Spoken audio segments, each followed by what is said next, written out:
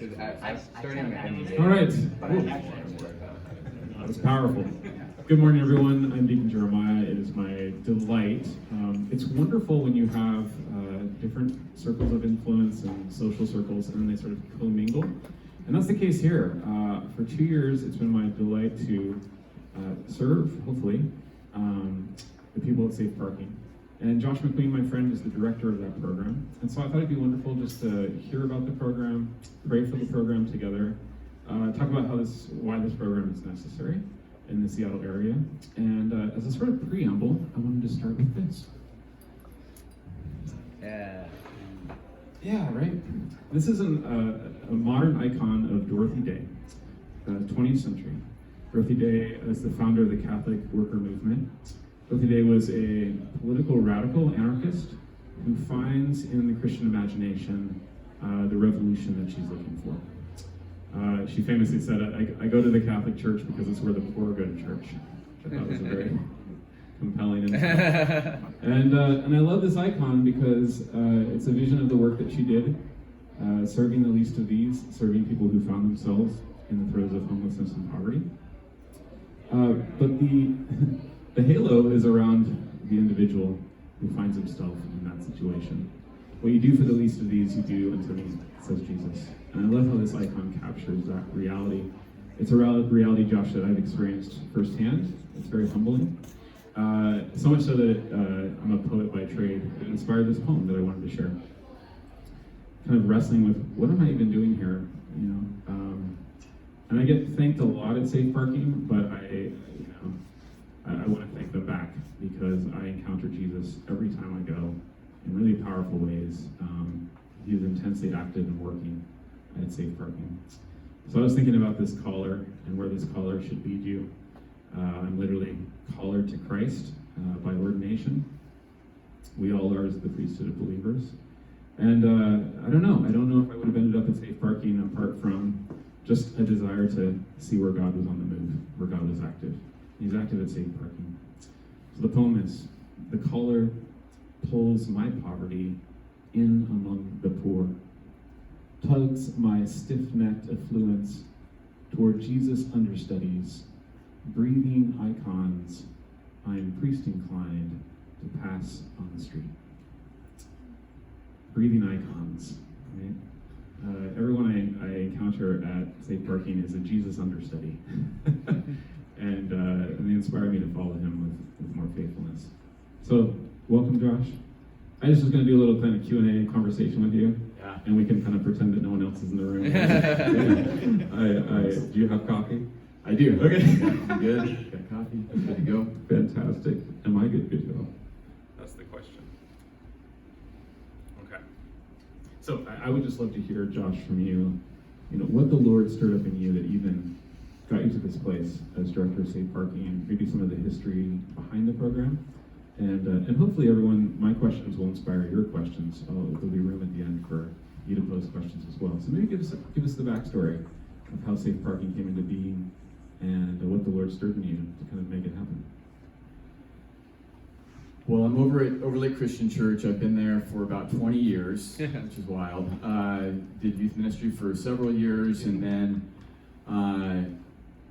there's a whole lead up to this question. I'm going to try to keep my answers brief because I'd love to leave time for Q&A at the end, and also if there are things that I told Jeremiah that he feels like, oh, we're touching on this, but we could go a little deeper on it. I want to make sure we have time for that. But anyway, I've been at Overlake for a long time, and at one point, probably about 10 years ago, we started seeing people in their cars sleeping overnight on the property. And at that time, I was involved more at that point. I'd moved out of youth ministry, was doing international ministry work, and so we were traveling, taking teams overseas to places like Morocco and India and Thailand and South Africa. And we're seeing different forms of poverty internationally, and that was wrecking me. It shaped that, along with different books like Rich Christians in an Age of Hunger that a guy named Ron Sider wrote, and then a guy named Shane Claiborne wrote a book called Irresistible Revolution, which I highly recommend. Those books, as I was experiencing poverty internationally, helped me start to ask the questions, what are the purpose of these trips? If it's Christian tourism, I don't think I want anything to do with it. And if we're dropping a lot of money into just experiences that maybe are transformational in the moment, transformative in the moment, but aren't producing fruit in the long run in the lives of, in terms of our Christian discipleship and how we're living for Jesus from the day to day when we get back home, I don't think I want anything to do with it. So as I was reading these guys, though, there's a clear connection between the poverty we were seeing overseas and the poverty that is present in our communities here on the east side, but less visible in some ways. It's becoming more visible as the homelessness crisis now has been deemed a crisis, and the numbers have skyrocketed over the last 5 to 7 years. So as I'm experiencing all these things, that was part of what was going on. Now, we at the time, I don't know, 10, 12 years ago, when people started sleeping in their cars overnight at the church, we did the wonderful thing of calling the police and asking the police to escort them off the property. And then the Lord really began to work in all of our hearts, and then I moved into more of a local outreach role, and as I did that in that mode,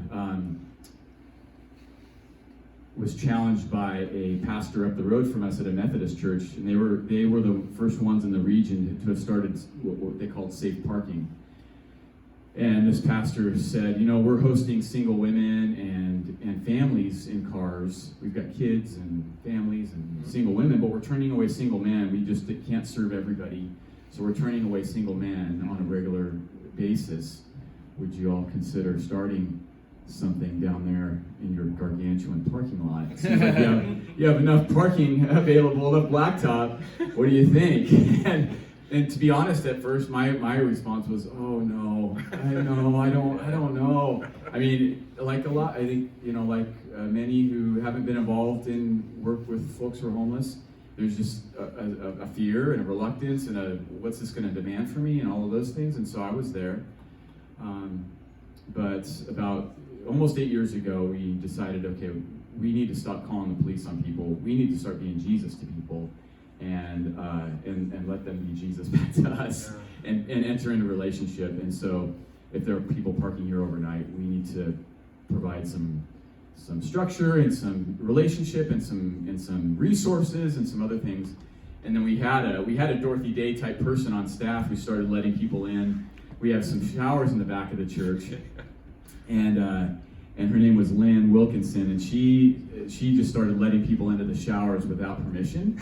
And Lynn was, she was a rabble rouser, and she was willing to kind of break down some of those walls to get people into the showers, and it was amazing. So she was a real catalyst for that. She's since passed away from cancer, but she's the one I really credit with a lot of this work. So people started taking showers, we formalized the program, and off we are running, and it's been 8 years. The first 2 years were really challenging. We learned a lot and almost didn't make it just because we didn't really know what we were doing, but we eventually figured some things out, and we're able to get to the point where I think we're serving people well and able to offer the resources they need.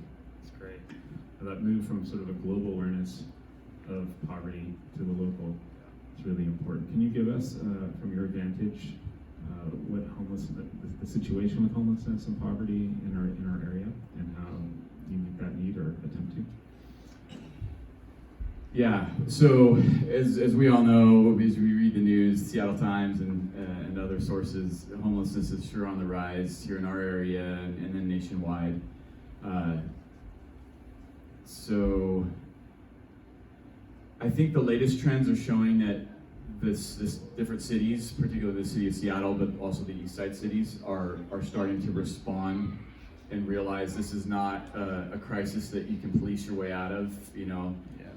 As we were doing 10 years ago, the cities were also doing the same thing, just arrest people and then drive them to some processing center down in Burien and drop them off there and hope they don't come back to your city, kind of a thing. That was going on a lot. And then I think most cities realized, one, that's not solving the problem, the problem, and then two, that's pretty inhumane to keep doing that. And so there was enough outcry, and then models from around the country that I think the city started to follow. So there's been a better response. So there's more resources. There are more things available. There's still a long way to go, but it seems like these days there are opportunities for people to.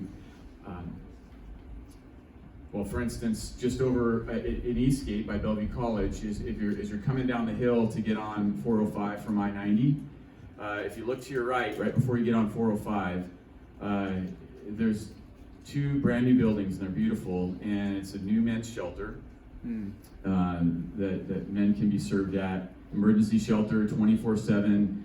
They can be served at all day, every day and every night. And so there's a place for men to be inside, and there's also a women's shelter, but this is a brand new men's shelter there. And then right next door to it is a permanent supportive housing program where there's 24/7 security and a case management on site. So we've been able to move a few of our guys out of safe parking into that permanent supportive housing program.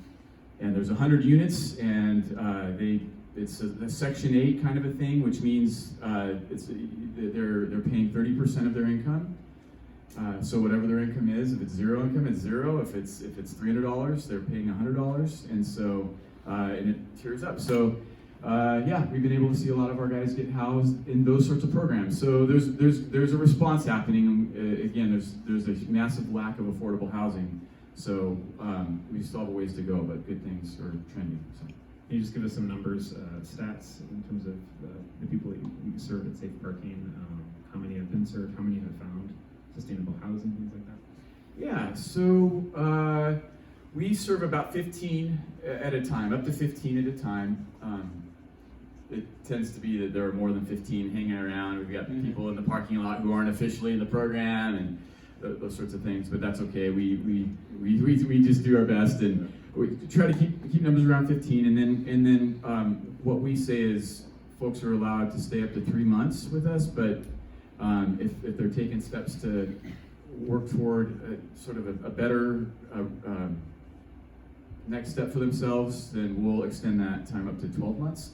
So usually within about 12 months, we're able to see folks get into housing if they are desiring that at this point in their life. And so from the beginning of the program 8 years ago, I should have looked at this. I want to say we've served, we're getting close to around 250, 275 people total through the program. And let's say roughly half of those we've been able to move into a better, more stable living situation. Most of those are permanent housing, but some of them are temporary housing, others, better programs, but yeah. A social worker. Yeah, so we are able to offer a variety of resources. I mentioned the showers. The nice thing is we're able to, and Jeremiah, who served with us for over 2 years now, I'm so thankful for this man. We, with the help of a great volunteer team, are able to offer a number of resources throughout the week. So Monday through Thursday and Saturdays from 9 to 1, anybody can come and get a shower. They can get food. And then on Wednesdays, we have a caseworker with the city of Redmond. We've developed a great partnership with the city of Redmond, and they are taking this better response and trying to engage homelessness in a different way. And so they have an outreach worker who will go and meet with people in the community, and she'll spend 2 to 3 hours at our church on Wednesdays meeting with our people who are there for showers or safe parking. Safe parking, by the way, is we refer to that as, it's basically our overnight parking program. So people living in their vehicles. So that's limited to 15 people who have been background checked and are in the program, so to speak. And there's a process there, and there's steps, and there's a little bit more structure. Our day center, however, is open to anybody, and just come, and as long as you're not wrecking the place and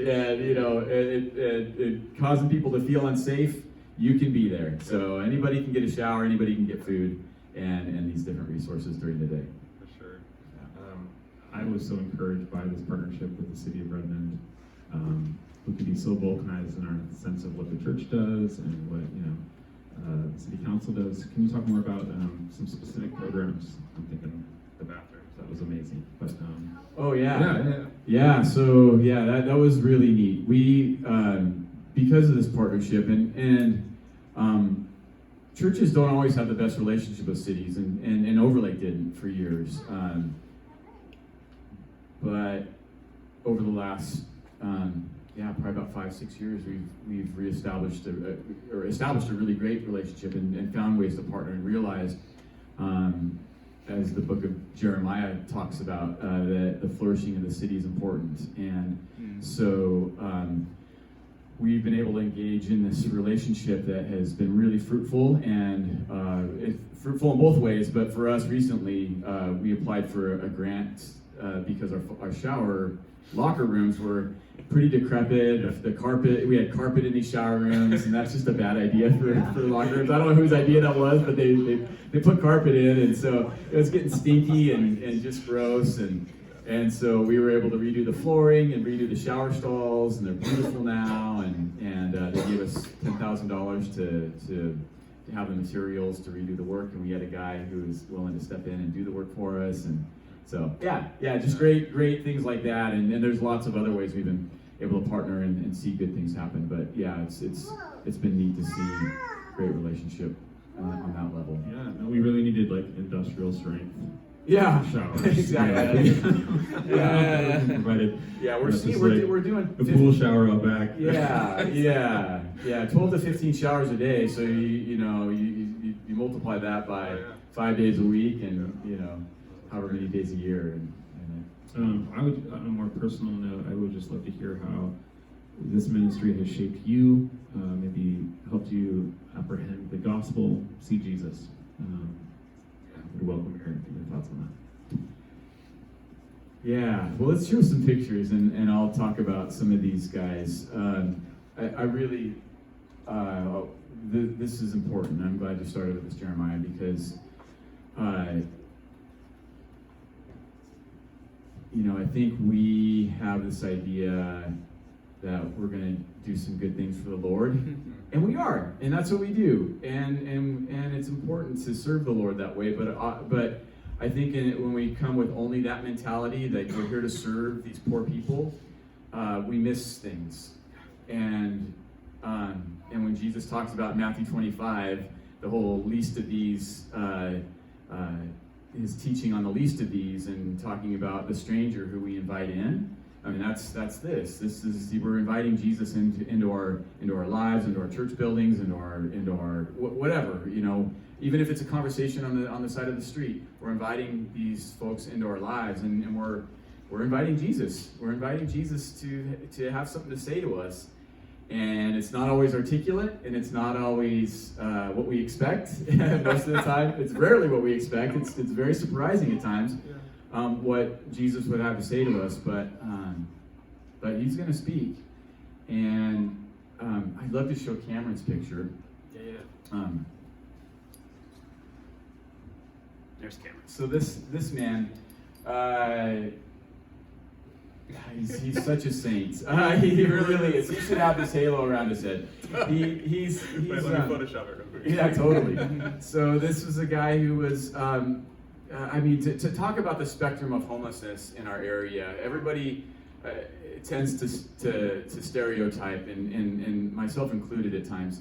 We tend to stereotype homelessness as, it's the drug addict on the street who doesn't want to get into housing, just wants to keep taking fentanyl for the rest of his life, and we did, and certainly there are plenty of news outlets that want to paint homelessness that way, and we have neighbors. I was talking to a neighbor once, and it was heartbreaking the way he was talking about the issue, and they want to talk about the problem, the homelessness problem, and that's the language that we even use, and it's just not the case. I mean, there's such a spectrum of folks, and I would just say it's good for us to be reminded and remember that even the person who is drug addicted with mental health issues and doesn't seem to care about getting into housing or improving their life in any way, that person's still made in the image of God, and that person is a human, and you look at their situation and it might seem more animal-like, the way that they're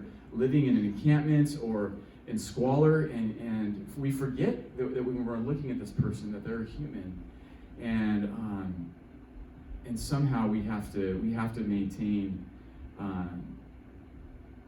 that perspective. We have to remind ourselves and not get caught up in the narrative of the different, the language that's used and whatnot. So Cameron reminds me of the fact that Jesus has something to say to us when he shows up, and Cameron really is a character. He was a caretaker for a church in West Seattle, and that church, when COVID hit, had to close its doors, so he lost both his job and his housing. He was living at the church at the time, taking care of the church, so he lost his job and his housing.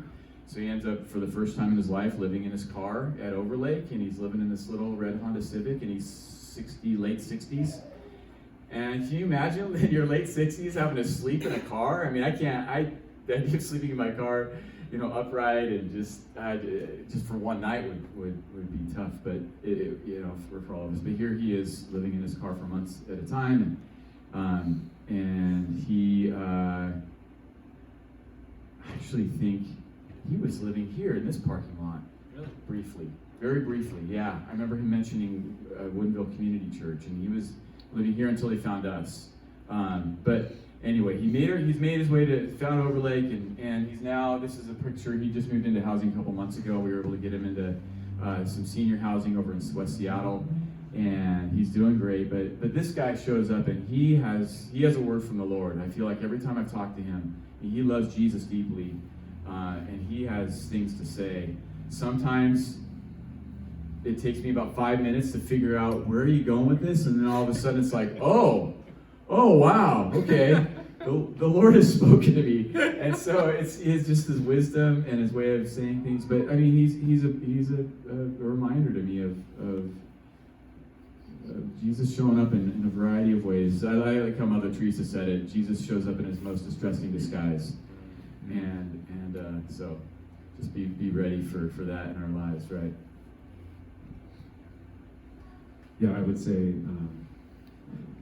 homelessness, the homeless crisis, was really just an abstraction for me. And there's something so powerful about that being affiliated with people you know by name. Yeah.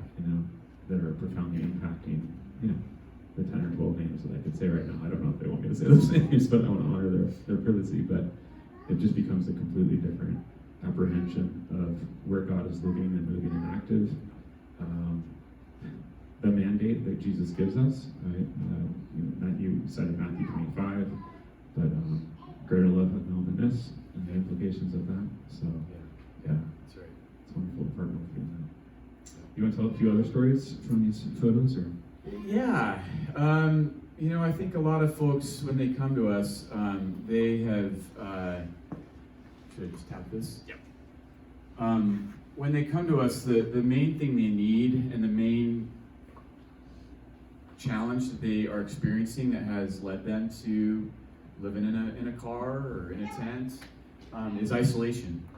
It's a breakdown of community. And a lot of us might say, oh, I'm one paycheck away from being homeless, or I could be homeless. And that's true to an extent, but I would guess that most of us have a network of relationships, a fabric of community that we rely on, and that usually that tight inner circle is our immediate family, and then our extended family, and then we've got maybe a church community, and we've got lots of friends, and so we've got these layers and layers of community around us.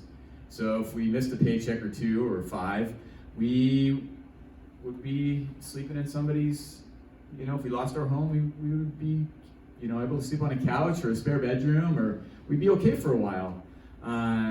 Because of that community. But for a lot of the folks that we see, because of their aging, and we see a lot of senior aged men come through our program, and they've lost their families, all passed away. Their friends, they've lost their friends, and they probably have been through some trauma at some point in their life, and that maybe makes them a little bit reclusive or hard, or maybe the opposite of reclusive, a little bit too outgoing, and so they can grind on some friends' nerves, and so their friends are like, you've been sleeping on my couch for too long, get out of here, and that's their last friend, or so there's a variety of things but ultimately they've kind of worn through, or they've lost all those layers of community, and so they're in the car, and yeah, maybe there is some addiction issues, and maybe there are some mental health issues. But the biggest thing is just that breakdown of community for folks. So what we sense is in our calling is, and it's our first thing that we tell people when they come to Safe Parking and they are asking about it and want to check into the program is, hey, we have two goals. Number one, we want to provide, first and foremost, we want to provide community to you. And we're not going to force that on you. We're not forcing you to participate in anything except for we're asking you to meet with our case manager or our outreach worker within the first couple weeks of being in the program, this person from the city of Redmond, just to kind of establish a relationship. And then number two, we ask you to just come to a monthly dinner where we're going to check in and have a good dinner together and check in and make sure you're doing okay and the rest of everybody else in the program is doing okay, and you have any concerns, then you can do it. Other than that, all the other community that we provide, it's optional, but it's a lot. And you're welcome to come in for a shower and talk to folks and see our staff and get some food and all these things. You're welcome to come on Sundays. We'd love to have you at church. There's free coffee. So we just begin to share all these things, and most of our folks take advantage of almost all of those things. They'll come even on Sundays, even if they're like, clear, I'm an agnostic, I don't want anything to do with church. That's fine. Just come get some coffee. You don't even have to go to service. Just come in the building and get warm and hang out. And so we just see a relationship begin to be established almost immediately, and that fabric of community begins to be rewoven for folks, and it's amazing just to see the transformation in a lot of people's lives when they begin to have friendships again.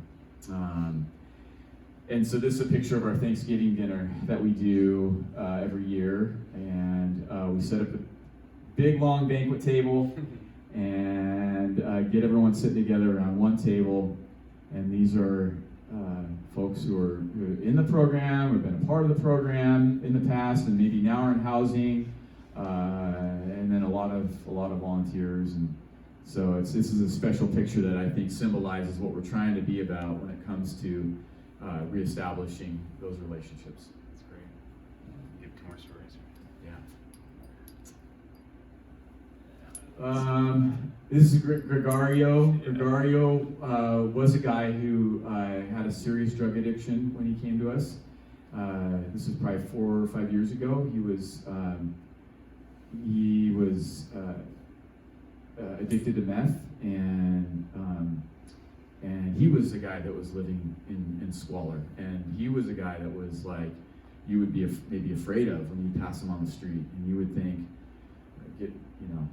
just fear, immediately. And there were 10 times when he would come for showers. He was living in a tent behind the church, and he'd come in for showers. And honestly, I was a little bit afraid of like, is this guy going to be okay? And there were times where he wasn't okay, and we had to ask him to leave. And thankfully, though, he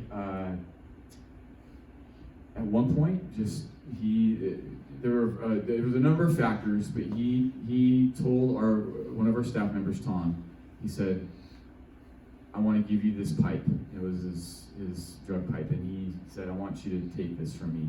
And Tom's like, this guy he is a pure soul. Like, the guy I don't think he's ever seen a drug pipe in his life. And he's like, should I touch this? What do I do with this? And so he took it behind the church with Gregorio, and he smashed it. And that was a bit of a turning point for Gregorio. And eventually, it took some time. It was a process, but eventually he got into recovery, and he took some steps, and now he's been clean and sober for about 4 years, and he's been in housing for about 3 of those years. And this is his little dog, Canella, and it's just sweet. He's a sweet man. Just, once he was able to turn his back on and take the steps and recover from that addiction, it was life-changing for him. And just personality is so different, and he's the sweetest guy. He comes back regularly to just say hi and see if there are needs that he can help with. He he's bilingual, so he'll sometimes interpret for people who are there that are trying to ask for help in Spanish, and just a wonderful, wonderful guy. So really thankful for that story. And then this is a more recent one. And this is Tommy on the right with his case manager, Aubrey.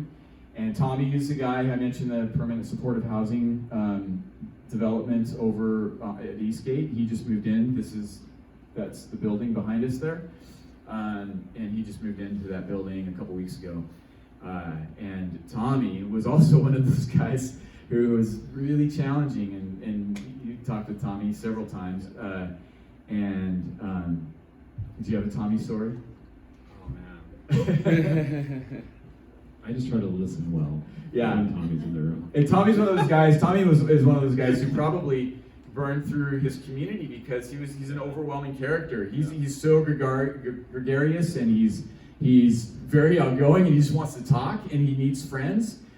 But because of different trauma in his life, he had a really tough upbringing and some really rough things that happened to him.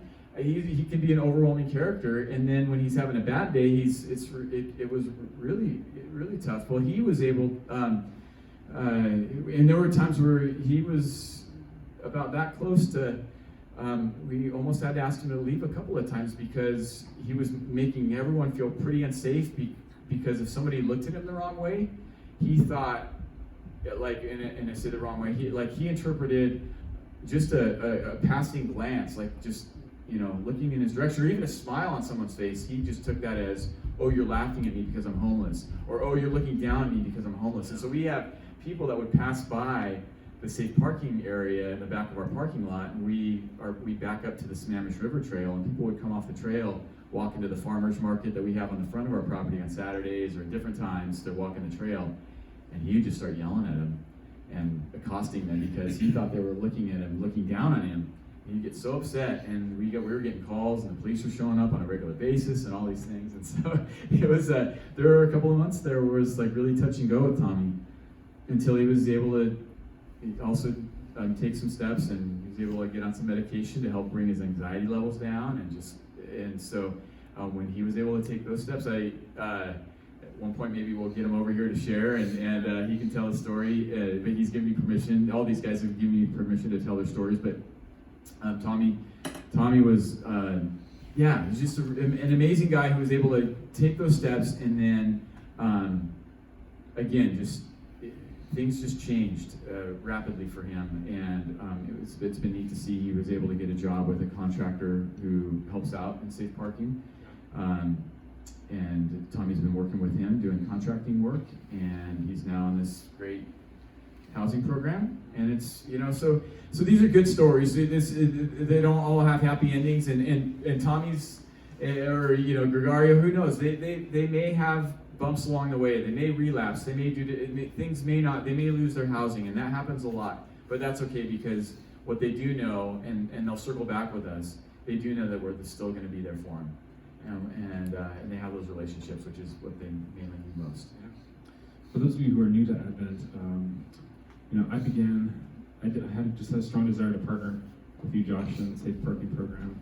Especially in the midst of the pandemic, I felt myself kind of closing in, isolating myself.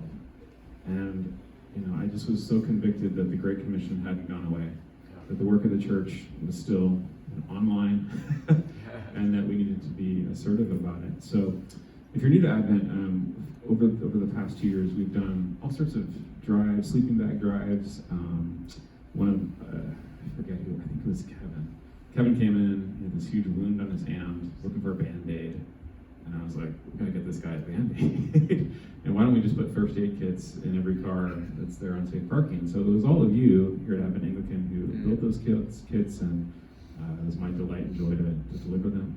So what other needs exist, and what is a useful way that Advent can partner with you in this work, in this ministry? Well, first of all, thank you, and I wanted to start with that, and I forgot. I just want to thank you all for the ways that you've supported our program. It's been tremendous. The first aid kits, the sleeping bags, the blankets, the gas cards.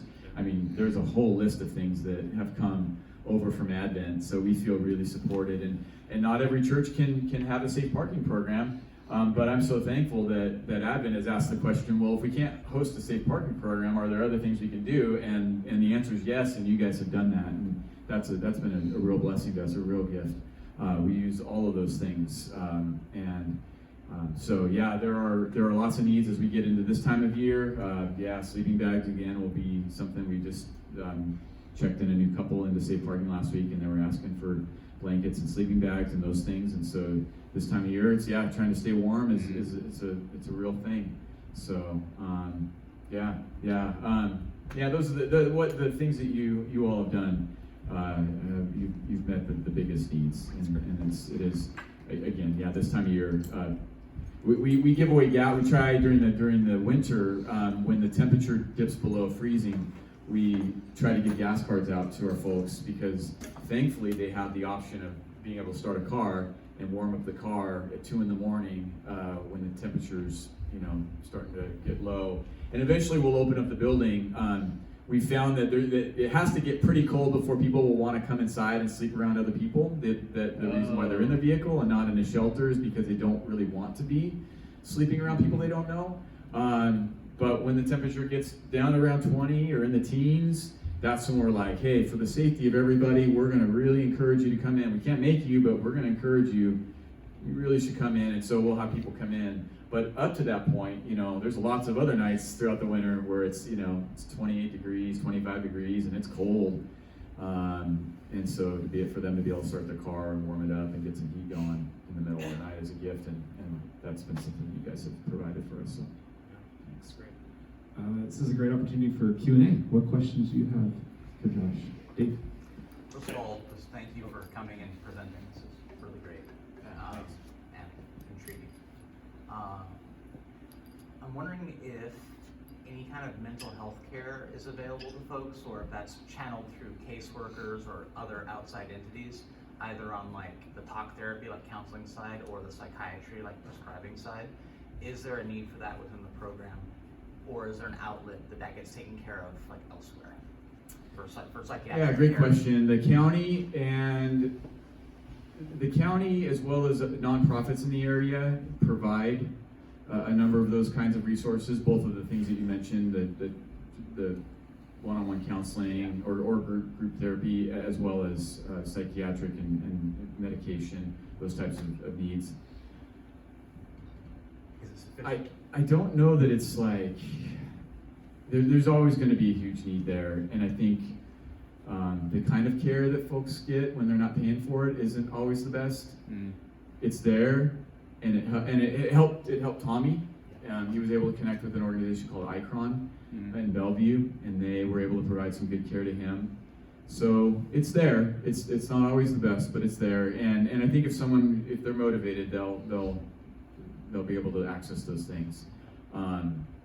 I think in an ideal world, maybe it is the church being able to figure out how to meet some of those needs in a more caring way. But I do think the one thing that the church does well that can even exceed some of those needs is just being a loving community. So, yeah. Thank you. I wonder if you could just kind of walk us through intake, your continuum of care. Like, what happens if I drive up tonight in my 2003 Honda Civic and say hi? Yeah. So oftentimes people just park on site, and one of us will notice, like, oh, there's a car parked out front, or somebody from safe parking will be like, hey, this car showed up in the middle of the night last night. I've never seen him before. Can you go talk to him? So we'll go out and talk to them, and if they're there, we'll strike up a conversation. If they're not, we'll leave a little card on the window that encourages them to come check in with us and explains a little bit about safe parking. So we'll invite them to fill out. Basically, it's a guidelines form. It just is really clear. What we realize is we need to be clear about expectations. Our expectations of those folks, and then communicating what they can expect from us really well on the front end. So they fill out sort of a guidelines/expectations form, and they understand what our program's about. And if they want to be a part of it, they submit that to us. We do a background check.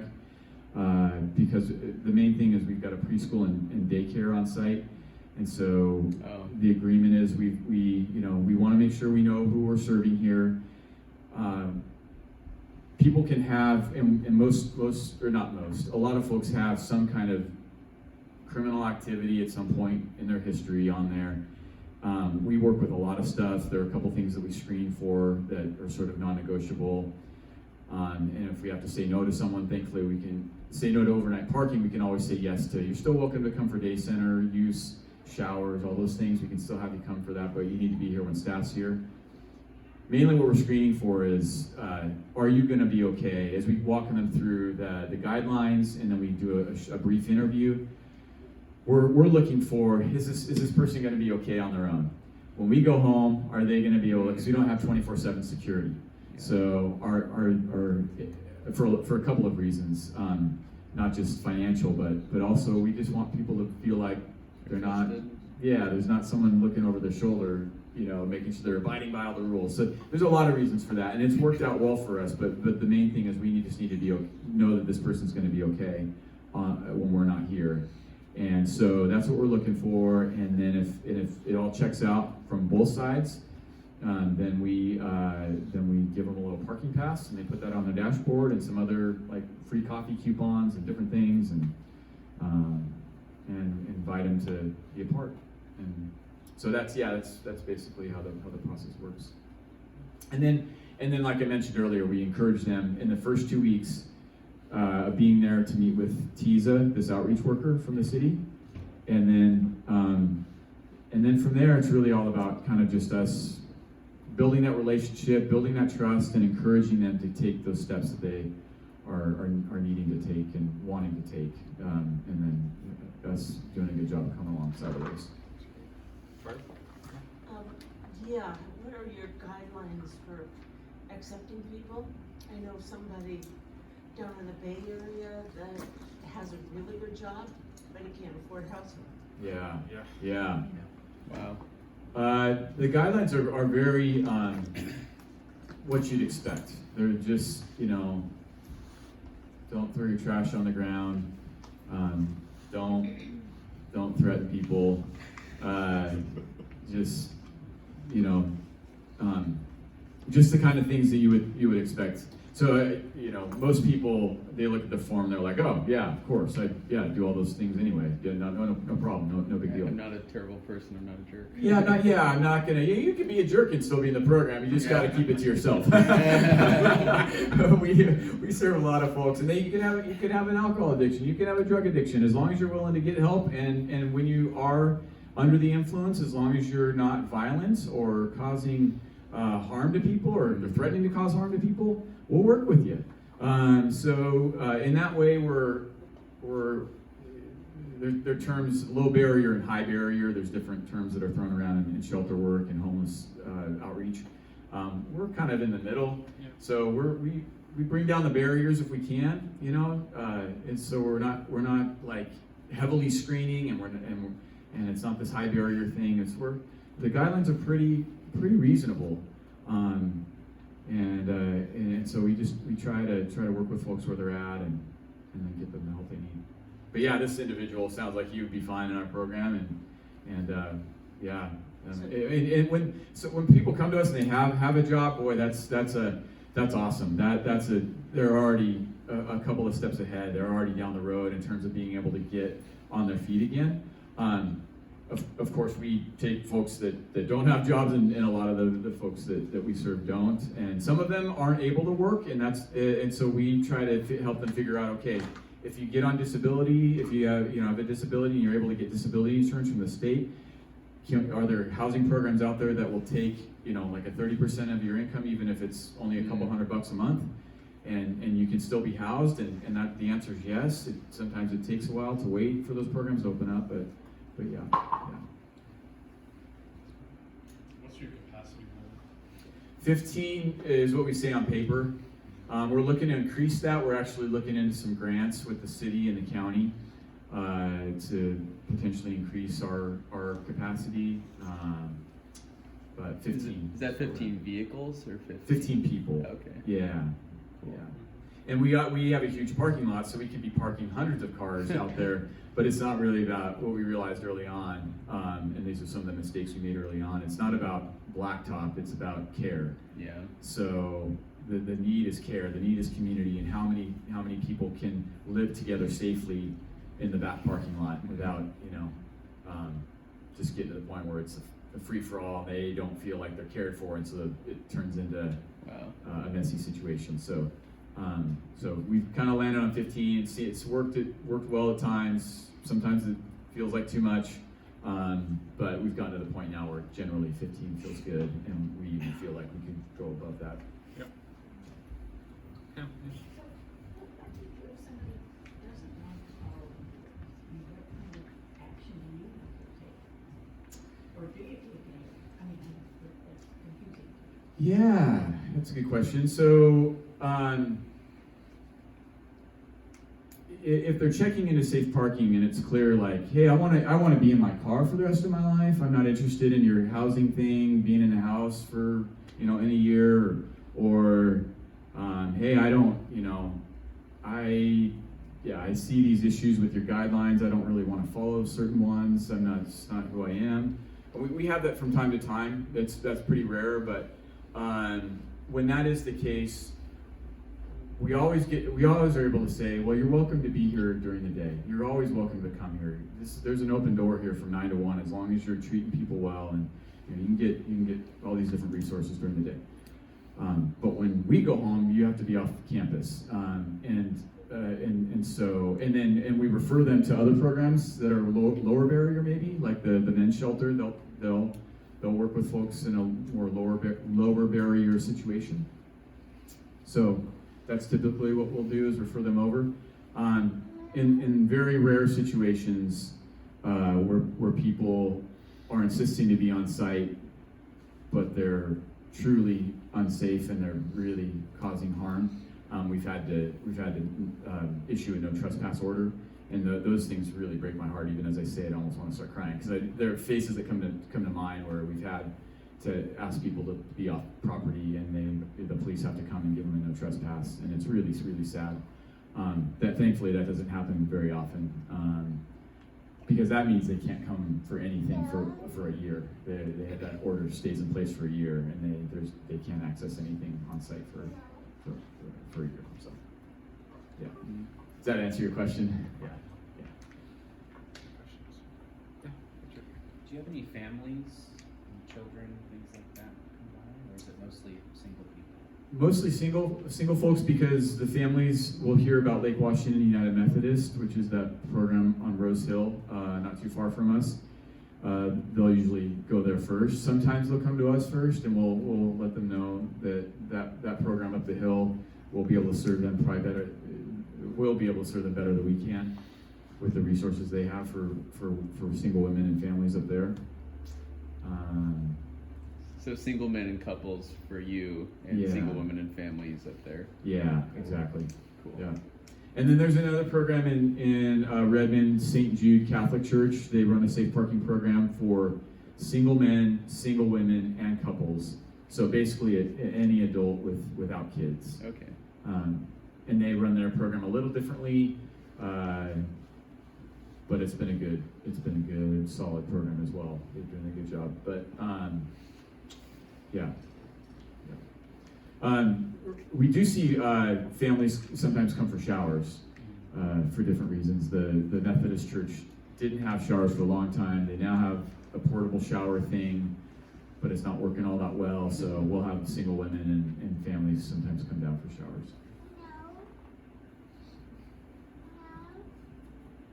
Can I do one more? Yeah. What kind of, if I work 9 to 5 or whatever, are there any volunteer opportunities, or what are the needs there? Yeah, thank you. I was hoping somebody Join on would ask that. Saturday. Yeah, come with Jeremiah and check it out. Saturdays are the best days. The building's mostly all closed on Fridays, and so that's the day that we normally are closed, which works out well because then we are open on Saturdays instead, and it gives a lot of people who are working the Monday through Friday 9 to 5 job an opportunity to come check things out and be a part. So there are a couple of ways you can be a part. Jeremiah comes and works at our check-in table, and is that first friendly face that people often meet when they come. Table. The listening table, that's right. So they check in, and then people like Tommy have a lot to say, and Jeremiah listens and gets to hear stories, and it's great. So you could help with that. We have a lunchroom where we're serving lunch every Saturday. You can work in the lunchroom and help with setup and cleanup. You could bring lunch if you wanted to be a lunch provider. We have a meal sign up that I could send to Jeremiah, and he could, if you're wanting to get that from him, he could forward that on to you. You're welcome to bring a meal. It's not just people from Overlake that bring meals, it's people from the community. And those are the main ways that if you wanted to jump in outside of kind of those normal working hours. Is there cooking on site, or the meals brought in with one meal? Like, I would bring in one meal, or would I bring in 10 meals, or how does that usually? Typically it's one meal, but if you wanted to bring in 10 meals, we would use them during the week. Yeah, we can warm them up, and so yeah, typically people are cooking in their own kitchens and then bringing the lunch in. We do have a small kitchen that you can kind of do some things, but it's not great. Yeah. Yeah, I'm wondering, do you have training for the volunteers? It's pretty light. Jeremiah will tell you, I just kind of threw him in. We do have some things that we sort of, not guidelines or just things to keep in mind that we'll share with you, and then we just kind of walk through the program. We invite people to come, do some sort of training, in the moment, whether on the job OTJ. You just come, you sit with somebody like Jeremiah, you get a feel for things, and then you can decide, okay, this is definitely for me, I love it, or no, that's not really for me, that's okay too. There are other things that you can do behind the scenes, or bring a meal or whatever. But it's probably worth pointing out, our demographic that we are typically serving is a little different than maybe what you would see driving through Seattle. Yeah. And seeing tent encampments on the side of the freeway. Like I mentioned, we do see some drug addiction and we do see some mental health issues, but it's not to the level where you're just feeling like, man, from minute to minute you just don't know what's going to happen. It's a little bit scary. I mean, those things do happen, but they're much more infrequent than they are frequent.